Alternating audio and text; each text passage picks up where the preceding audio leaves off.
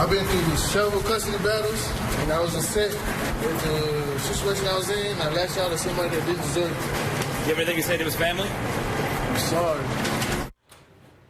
That was Otis Tyrone McCain, accused in the execution-style murder of San Antonio police officer Benjamin Marconi, a 20-year veteran who appears to have been randomly targeted simply because he was in uniform. I want to bring in Milwaukee County Sheriff David Clarke, who's been an outspoken Trump supporter and has been mentioned for a possible role in a Trump administration. Good morning, Sheriff. There were multiple ambush-style shootings in recent days of police officers in Missouri and Florida as well.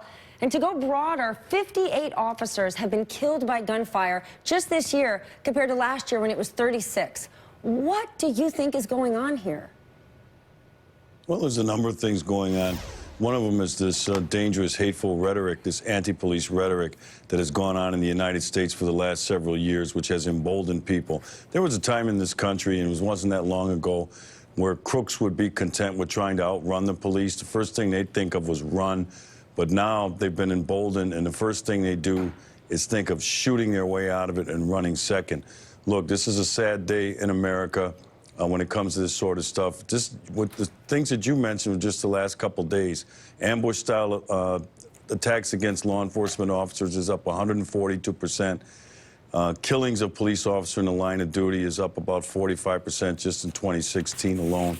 But I think the election of Donald Trump, who has shown unwavering support for the American law enforcement officer, and his selection for the Attorney General of the United States, Senator Jeff Sessions, will be a welcome opportunity for everybody in America to begin to support the law enforcement officers so they can go back and do what they do best, and that's protecting and serving their communities. Why is it that you don't have concerns about Jeff Sessions and racial insensitivity? You've said in the past you don't believe he has a racist bone in his body.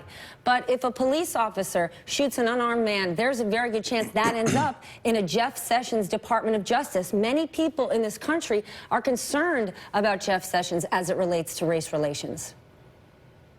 Well, really, the only concern that the people you're mentioning have is about Jeff Sessions, his politics, not his enforcement of the law. Look, Jeff Sessions was instrumental as the Attorney General of the state of Alabama in desegregating the schools. He prosecuted a Klan member who shot and killed a young black kid, Michael Donnell. As a matter of fact, that resulted in that Klan member being executed, and the resulting civil suit broke the back of the Klan in the state of Alabama. Now, you look over the last 20 years, Jeff Sessions, this has never been raised by his colleagues in the Senate. It's never been raised by anybody. What you're going to get from Jeff Sessions is a fair enforcement, consistent enforcement of the rule of law. He's dedicated, committed to the rule of law and the Constitution of the United States. One of the things that the civil rights movement in the United States has asked for is consistent application of the law so that politics doesn't creep in. That's what you're going to get from Jeff Sessions. Sheriff, in terms of people concerned about politics, a lot of people are concerned about the politics of the alt-right. You know about the meeting I'm going to reference that took place not far from the White House over the weekend, celebrating Donald Trump's victory in the election, and several people appeared to mimic the Nazi salute. Please, just take a look. Hail Trump! Hail our people! Hail victory! Why do you think these kinds of groups seem drawn to President-elect Trump?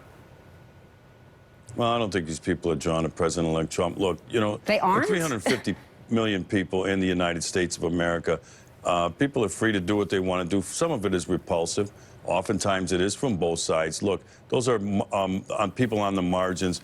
You cannot use that as you know, things that are indicative of an entire movement. I could point out things on the left as well, the hateful rhetoric coming from some of the ultra-liberal wing of that party. For sure. You know, that hate the police, that hate Trump, that call for people to rape Melania Trump. That's the stupid stuff that seeps into our politics. But I'm not going to indict an entire a movement on any side just because of the actions of a few. Agreed, but Donald Trump is someone who openly expresses what he's repulsed by. I mean, he's got time to go after the New York Times time and again. Why wouldn't President-elect Donald Trump go after the alt-right and go to Twitter just like he does all day, every day, and say, I do not support that group. I don't want anyone to raise a Nazi symbol and say, hail Donald Trump. He seems to be silent on it.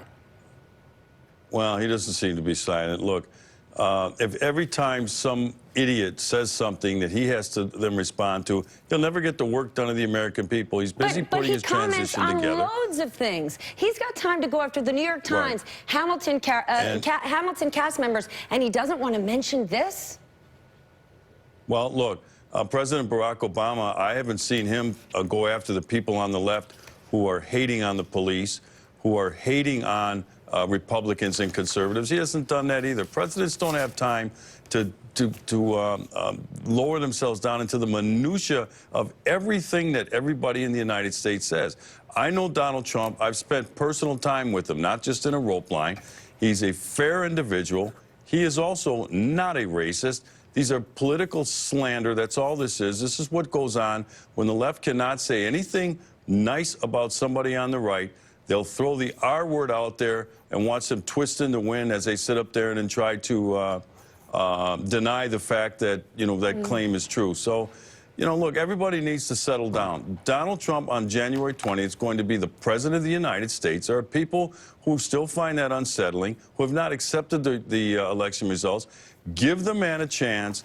Let him take some time to try to heal this nation. That's what's needed right now. I said early on in the election, one of the first things I would suggest the next president do is deliver a Gettysburg-type address to try to bring this nation back together and heal. I think he got a good start on election night when he said, I'm going to be the president of all people. I believe him. Sheriff, thank you so much for sharing your thoughts. And then our hope to President-elect Donald Trump, if he's got time to opine on the ratings or humor level of Saturday Night Live, I'd hope he'd have time to comment on this. All right, thanks so much.